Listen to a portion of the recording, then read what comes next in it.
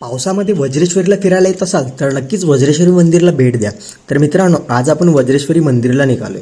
मुंबई शहरापासून 75 आणि विरारवरून 28 किलोमीटरच्या अंतरावर हे मंदिर आहे। आम्ही बाईकने आलो आणि आम्ही मंदिराबाहेर पोहोचलो। मंदिराच्या आवारात विविध प्रकारचे पूजेचे साहित्यांचे दुकान आहे। 52 पायऱ्या चढून आम्ही मंदिरात पोहोचलो। डाव्या बाजूला चप्पल स्टँड आहे। संडे असल्यामुळे गर्दी पण खूप होती। फायनली आम्ही श्री वज्रेश्वरी योगिनी देवीचं दर्शन घेतलं। मंदिराच्या आवारात गणपती बाप्पा तसेच शिवलिंग हनुमान स्वामींचं दर्शन घेतलं।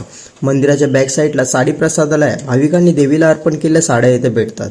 हे मंदिर वज्रेश्वरी शहराच्या मंदगिरी टेकडीवर आहे, जे ज्वालामुखीच्या उद्रेकातून तयार झाले आणि चारही बाजूने डोंगराने वेढलेले आहे। वरती अजून एक मंदिर आहे। मंदिराच्या आवारात पिण्याचे पाणी तसेच शौचालयाची सुविधा देखील आहे। मंदिराच्या बाहेर आलो आणि असं वाटलं की पाऊस पडेल। मंदिराच्या पायथ्याजवळ पार्किंगची सुविधा देखील आहे। हे मंदिर योगिनी वज्रेश्वरी देवीला समर्पित आहे, जी देवी पार्वतीचा अवतार मानली जाते। तर मित्रांनो, तुम्ही गेला होतात की नाही नक्की कमेंटमध्ये सांगा। आणि